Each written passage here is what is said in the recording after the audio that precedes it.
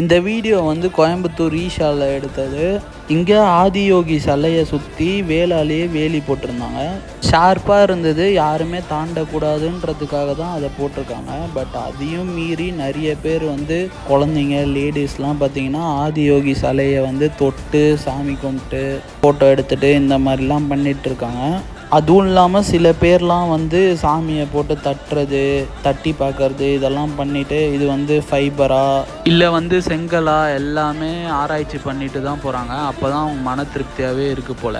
இது வந்து நம்மளால் எந்த விதத்துலேயும் சேதம் வந்துடக்கூடாதுன்றதுக்காக தான் இந்த வேலி மாதிரி ஒரு அமைப்பே போட்டு வச்சுருக்காங்க.